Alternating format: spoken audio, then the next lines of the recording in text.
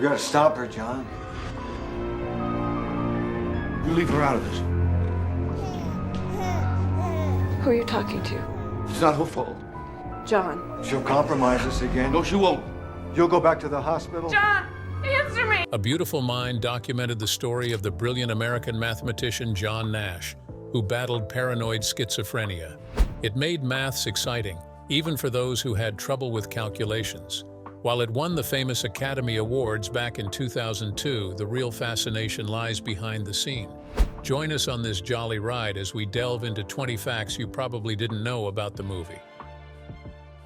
The film does not show Nash's son, who also had schizophrenia. While A Beautiful Mind showed the intense personal and professional struggles of John Nash, it omitted one significant and heartbreaking aspect of John Nash's life. It was the fact that his son, John Charles Martin Nash, also suffered from schizophrenia. John Charles was the only child born out of the union between John and Alicia Nash. He unfortunately showed signs of mental illness in early adulthood and was eventually diagnosed with paranoid schizophrenia, just like his father. This parallel diagnosis deeply affected the Nash family and added another layer of emotional and psychological strain to their already complex lives. Despite his challenges, John Charles was highly intelligent. He studied at MIT and showed promise in mathematics, clearly inheriting his father's intellectual capabilities. However, his illness, which showed early on, made it difficult for him to sustain an academic or professional career. He reportedly lived with his mother, Alicia, for many years in Princeton, New Jersey, where she cared for him with unwavering dedication. The decision to leave John Charles out was probably a creative one.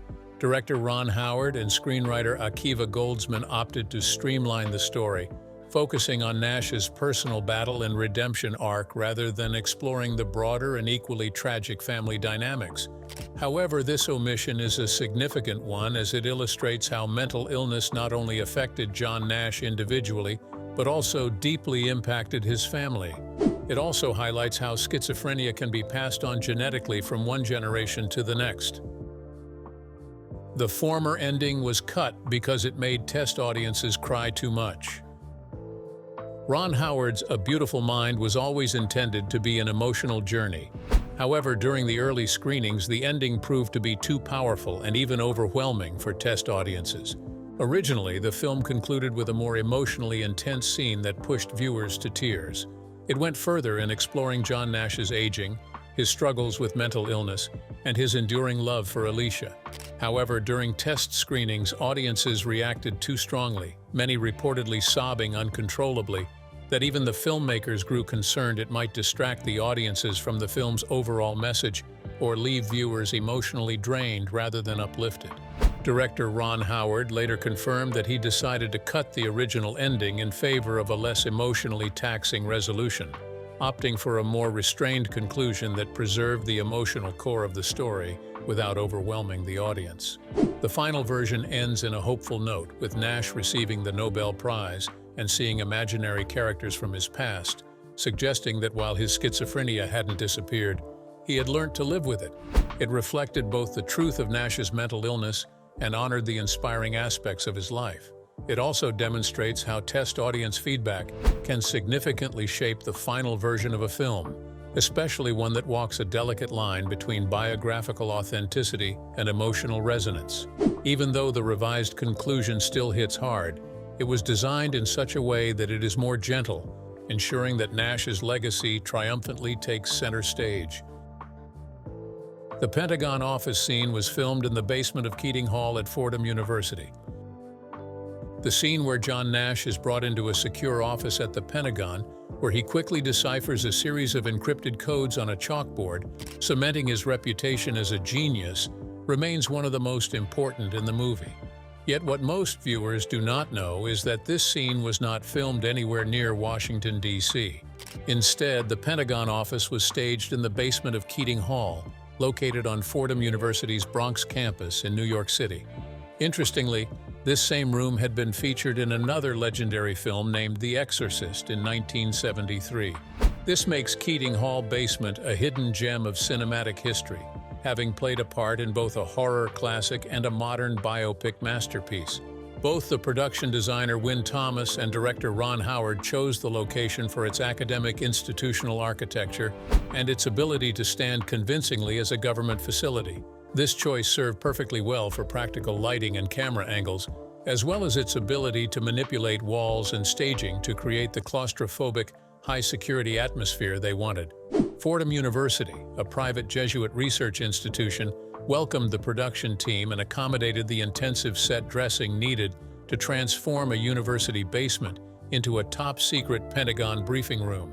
The filmmakers added military signage, classified document props, and Cold War-era decor to fully transport audiences to that moment in the 1950s when intellect began to intersect with America's growing obsession with national security.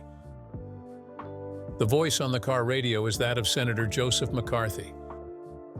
In the scene where John Nash is being driven from the Pentagon to Wheeler Labs, a voice on the radio is heard just as he sits. That voice belongs to Senator Joseph McCarthy, the Wisconsin senator who was famous for his anti-communist witch hunts in the early 1950s. He had become the face of a nationwide fear campaign against supposed communist infiltration, especially within the government, academia, and entertainment industries. The inclusion of his voice in the film was not coincidental. It served as a temporal marker, signaling to the audience that Nash's work with the government and his growing paranoia unfolded during one of the most politically charged periods in American history. In real life, Nash worked for the Rand Corporation and consulted for the government during the Cold War. Though he was directly involved with McCarthy or his investigations, the atmosphere of secrecy, suspicion, and coded communication portrayed in the film is accurate for the time. The Nobel Prize scene was filmed in Newark, not Stockholm. Although A Beautiful Mind portrayed John Nash receiving the Nobel Prize in Economics in Stockholm, the scene was filmed at the New Jersey Performing Arts Center in Prudential Hall, Newark. This was a deliberate choice by the filmmakers who wanted to recreate the grandeur of the Nobel ceremony while working within logistical and budgetary constraints. According to production notes, filming this single sequence took over 8 hours, including setup, lighting, makeup, wardrobe, and rehearsal. The real challenge was not in shooting a convincing award ceremony, but in portraying a profound moment of validation for a man who had fought mental illness for most of his life. Understanding the importance this one scene could have on the entire film, both the cast and crew gave it their full, undivided attention. The lobby scene that follows this sequence is, however, not shot at this location. Though the audiences might never know the difference, these production decisions helped create an emotionally authentic moment, even while staying far from Sweden. The real John Nash did receive the Nobel Prize in 1994, but without a formal acceptance speech.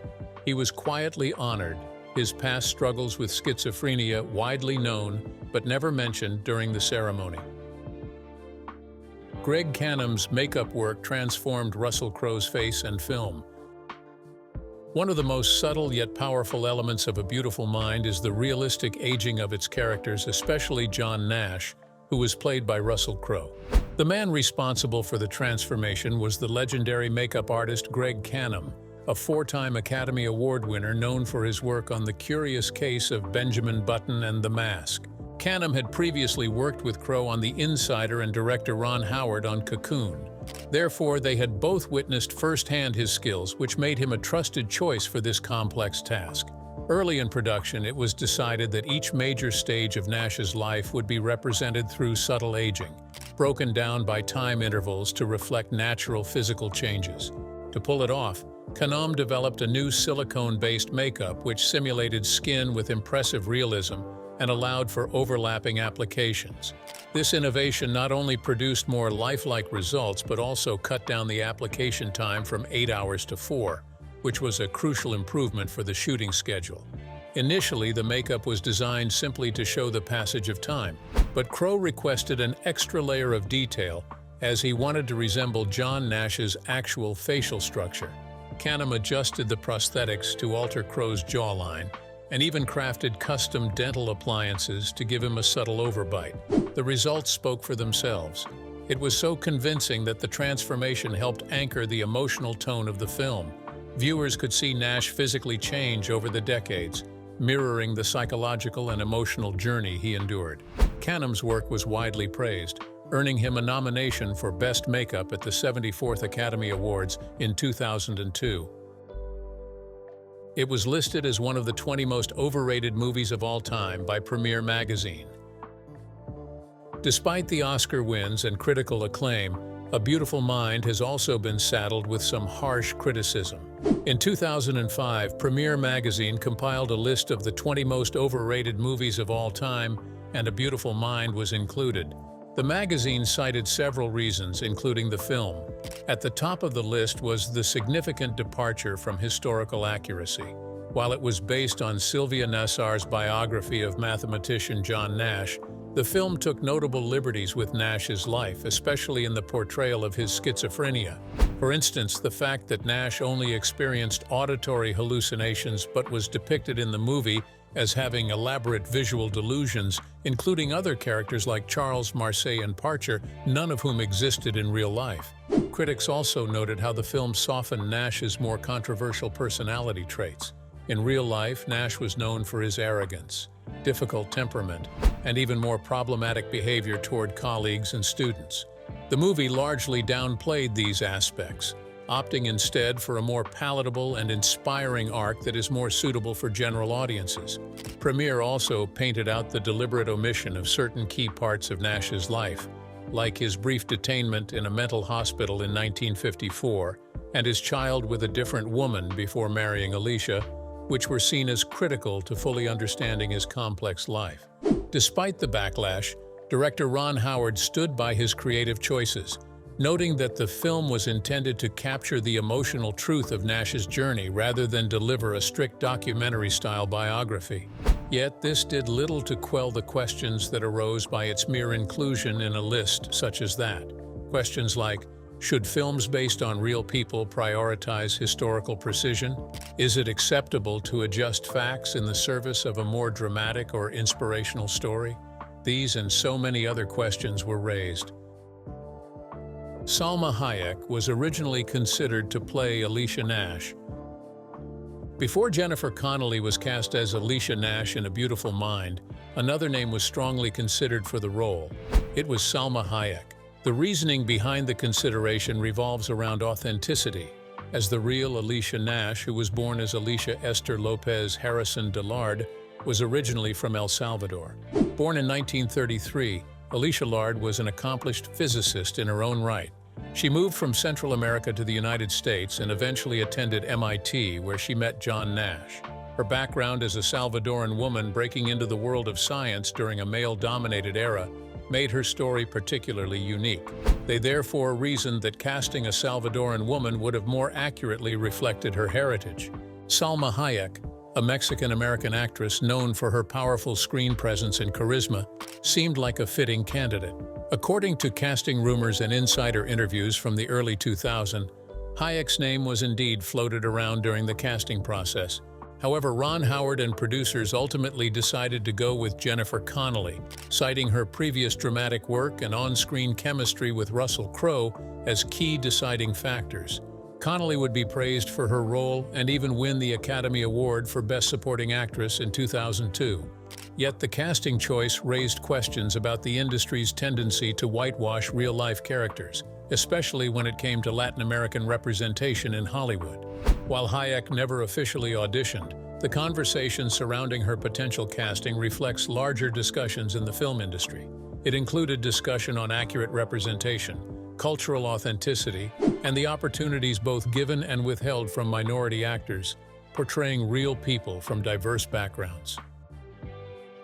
John Nash was a strict anti-smoker, even though the movie portrayed otherwise. In A Beautiful Mind, Russell Crowe's portrayal of John Nash occasionally shows the character smoking.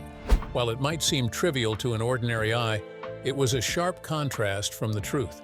In real life, John Nash was a strict anti-smoker and he avoided tobacco entirely.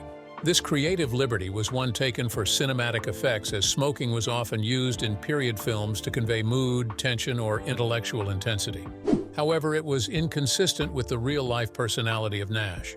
According to multiple reports and biographies, Nash was very health conscious and he opposed smoking due to its addictive nature and health consequences. This detail did not go unnoticed by those who knew Nash. Some pointed out its inaccuracy, especially considering Nash's lifelong discipline and aversion to habits, which made him seem irrational or harmful. He was known to analyze behavior through a rational lens, much like his approach to mathematics. The decision to show Nash smoking may also have been influenced by efforts to age the character or capture the era's ambience visually, as smoking was far more normalized in academic and social settings during the 1950s and 60s.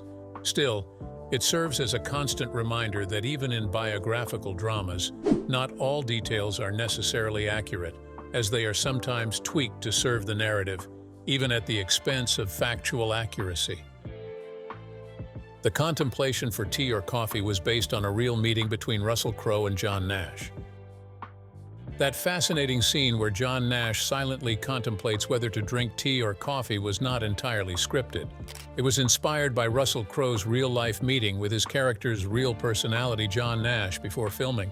According to director Ron Howard, when Crowe met Nash to prepare for the role, they sat together for over 15 minutes discussing whether to have tea or coffee. This seemingly inconsequential moment became deeply symbolic for the actor, who saw it as emblematic of Nash's internal world. He saw John Nash for the quiet, measured, and intensely cerebral man he truly was. Howard thought the moment captured something beautifully authentic, and so he asked Crowe to recreate the same behavior for the film. That was how it ended up becoming one of the quieter, more intimate moments in the movie, reflecting Nash's withdrawn nature and meticulous thought process. This detail shows that Crowe and Howard took the responsibility of portraying the legend seriously, despite taking creative liberties in some areas. It also represents a rare example in Hollywood biopics where something so minor and unscripted finds its way into a major scene purely because of its emotional and symbolic weight. A subplot about John Nash's homosexuality was cut due to controversy. One of the most controversial aspects of the movie is what it leaves out.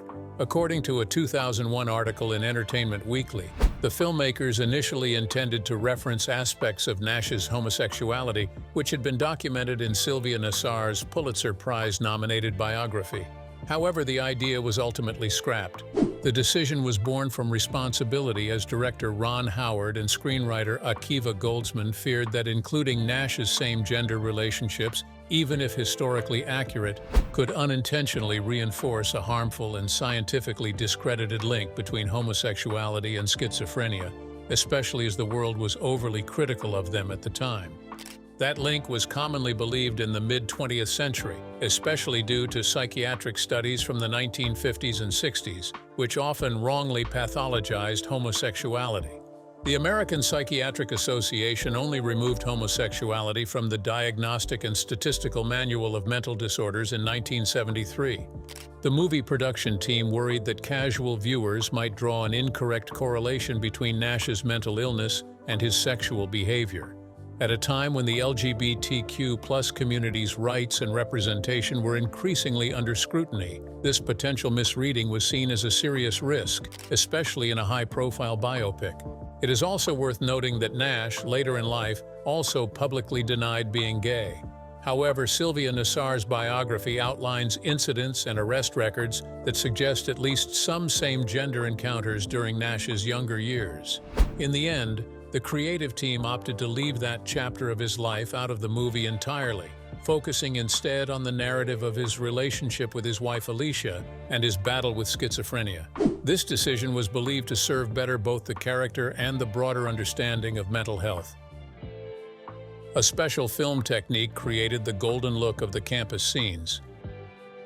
One of the most striking features of the movie is the warm golden tone that bathes the early campus scenes at Princeton. This nostalgic glow gives the film's first act its dreamlike, almost idealized feel, evoking the optimism and intellectual promise of Nash's younger years. However, what most viewers do not realize is that this distinctive look was not achieved in post-production or through digital filters. Rather, the filmmakers used an unusual and highly technical method during shooting. They selected a low-contrast film stock, the Fuji F4008582, and then exposed it to a colored light source before loading it into the camera. This technique, sometimes referred to as pre-flogging or flashing, gently softens the image, allowing certain colors, such as gold and amber, to dominate the frame.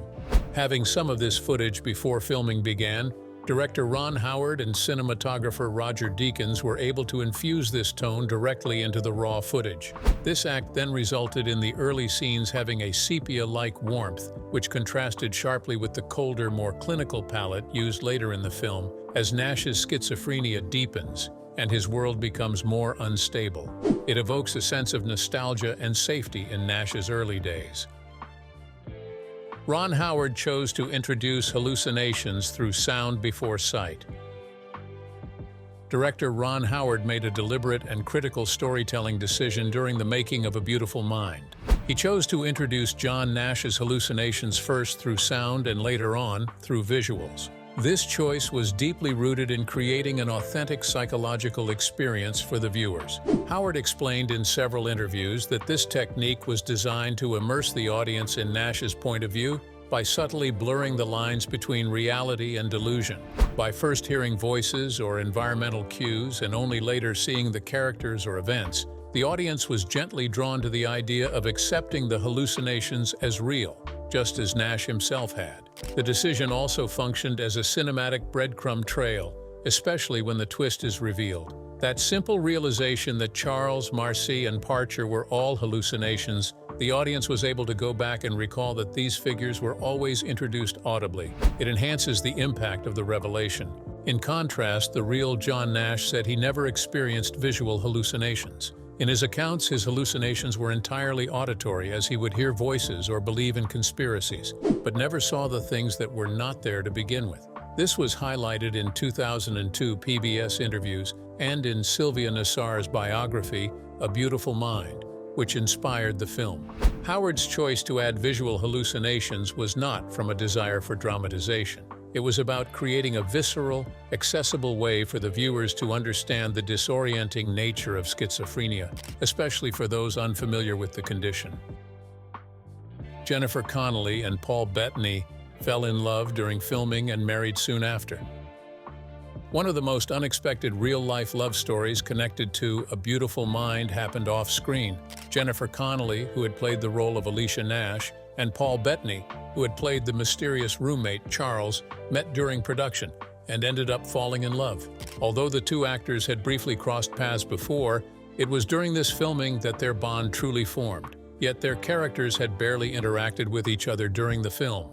Bettany's character, Charles, is eventually revealed to be a hallucination, meaning that many of his scenes were filmed separately from Connelly's. However, the intense production process and the deeply emotional nature of the story brought the cast together and Bettany and Connelly even closer. After the film's release in December 2001, they quickly became serious. By January 2003, the two were quietly married in Scotland. Bettany later shared that he had fallen for her the moment he saw her, but didn't declare his feelings until after the September 11th attacks. This was because the attacks had deeply affected him and made him realize what truly mattered. Their romance was not a publicity stunt or fleeting Hollywood fling. Their marriage has stood the test of time and has spanned over 2 decades. They now even have 2 children together, Stellan and Agnes Lark, and Paul is a stepfather to Connelly's son Kai from a previous relationship. This makes their relationship one of the most heartwarming legacies of A Beautiful Mind. This film explored love and loyalty amid mental illness and sparked a lasting connection between 2 of its stars. John and Alicia Nash tragically died in a car accident in 2015. On the 23rd of May, 2015, the world lost 2 extraordinary individuals, namely John Nash, the Nobel Prize-winning mathematician, and his wife, Alicia Nash, in a tragic car accident on the New Jersey Turnpike. The couple had just returned from Norway, where John had received the prestigious Abel Prize from the Norwegian Academy of Science and Letters. They were riding in a taxi when the driver lost control while trying to pass another vehicle. According to the New Jersey State Police, the taxi collided with a guardrail and then a second car. Neither the taxi driver nor the other motorist sustained serious injuries. However, John and Alicia were not wearing their seatbelts, As a result, they were both ejected from the vehicle and pronounced dead at the scene. At the time, John was 86 years old, while Alicia was 82. The incident was widely reported and included a detailed obituary in the New York Times, which highlighted their love and Alicia's role in helping John manage his mental illness over the years. The timing of their deaths, which occurred just days after John's latest career triumph, added a tragic irony. In a statement following their passing, Nobel laureate Eric Maskin remarked, "It's a terrible loss for the world of mathematics and for all of us who admired their remarkable story. Their lives, immortalized in a beautiful mind, ended abruptly, yet together."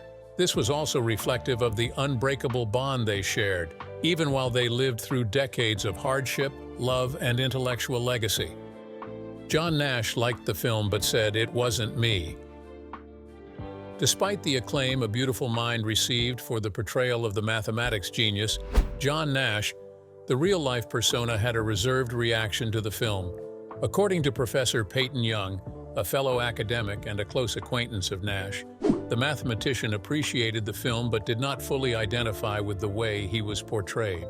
Professor Young shared this insight during an interview on the BBC Radio 4 program, More or Less. The program had aired shortly after the film's release, and the professor recalled having dinner with John and Alicia Nash the very night the film premiered. Naturally, the conversation has turned to the movie's portrayal of Nash's life, particularly his mental illness and professional achievements. When asked what he thought of A Beautiful Mind, Nash had reportedly responded with a, "I liked it a lot, but it wasn't me" line.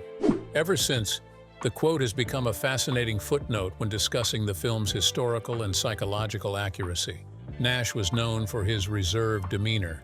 Although he expressed appreciation for the storytelling and emotional depth, he also noted that the character of John Nash, as portrayed by Russell Crowe, did not fully represent the real-life John Nash. Indeed, the crew of A Beautiful Mind had taken creative liberties. For instance, it altered certain key timelines and distorted his medical and relationship history to suit the film's dramatic structure and narrative visibility. However, they did not always align with Nash's personal experience. His comment to Professor Young suggests that while he remained supportive of the film's central message and its impact on the audience, there was a clear distinction between the man and the myth. The Riemann hypothesis mentioned in the film is a real unsolved problem with a $1 million prize. In the movie, John Nash is seen contemplating an elusive mathematical problem known as the Riemann hypothesis. Unlike some fictionalized scientific references in films, this hypothesis is real and remains one of the most famous unsolved problems in mathematics. The Riemann hypothesis was first proposed in 1859 by German mathematician Bernhard Riemann. It involves the distribution of prime numbers and the behavior of the Riemann zeta function, which is central to number theory. Simply put, the hypothesis proposes a specific pattern in the spacing of prime numbers, a concept which has implications across cryptography, quantum mechanics, and computer science. Despite being over 160 years old, the hypothesis has never been proven or disproven. Its solution is critical to modern mathematics, so much so that in the year 2000, the Clay Mathematics Institute in Cambridge, Massachusetts, designated it one of the 7 Millennium Prize problems. Each problem was selected for its complexity and significance, and a $1 million prize was offered to anyone who could solve any of them. Yet to date, the equation remains unsolved. Throughout the film, the hypothesis is used to underscore Nash's deep mathematical mind and his obsession with theoretical puzzles. The movie used the equation to symbolically reflect Nash's isolation and search for patterns in a world that often seemed irrational. The inclusion of this equation, real and unsolved as it was, helped ground the movie's mathematics in genuine academic intrigue, appealing to both scholars and the general audience alike. It was shot in sequence to help Russell Crowe develop a consistently progressive manner of behavior. Director Ron Howard decided to film the movie in chronological order. This was done especially to help Russell Crowe, who played the role of John Nash, deliver a more authentic performance as Nash's mental condition evolved. He explained in interviews that filming in sequence allowed Crowe to build Nash's descent into schizophrenia gradually, and later his emotional and intellectual recovery. Now, because the story spans several decades and covers a broad psychological arc, the consistent forward movement in the filming process helped Crowe fine-tune the subtle shifts in posture, voice, demeanor, and cognitive clarity that would have been harder to track with a non-linear schedule. Crowe took this method seriously. He worked closely with Howard as well as researchers and doctors familiar with schizophrenia to chart a progressive behavioral map of the character. Each stage of filming aligned with youthful brilliance, then unraveling into paranoia, and finally returning to a semblance of stability in his later years. In addition to supporting Crowe's performance, the chronological shoot helped the entire cast and crew stay aligned with the story's trajectory. The unusual filming method paid off as Crowe's performance was widely praised and earned him an Academy Award nomination for Best Actor, while the film itself won Best Picture at the 74th Academy Awards. The equations on the classroom chalkboards are equations written by the real-life John Nash. In A Beautiful Mind, the mathematical equations covering the classroom chalkboards and lecture halls weren't just props. They were authentic equations, many of which were taken from John Nash's work. To ensure the math portrayed in the film was accurate, the filmmakers enlisted Professor Dave Bayer of Barnard College, Columbia University, as a mathematics expert. He then served as the film's mathematical consultant, tasked with selecting and writing out the equations that appear throughout the movie. Some were even directly lifted from Nash's seminal papers, particularly his work on non-cooperative games, which introduced the famous Nash equilibrium. In scenes where Russell Crowe scribbles equations on windows or chalkboards, the handwriting is Bayer's carefully reproducing the logic and formality of real mathematical notation.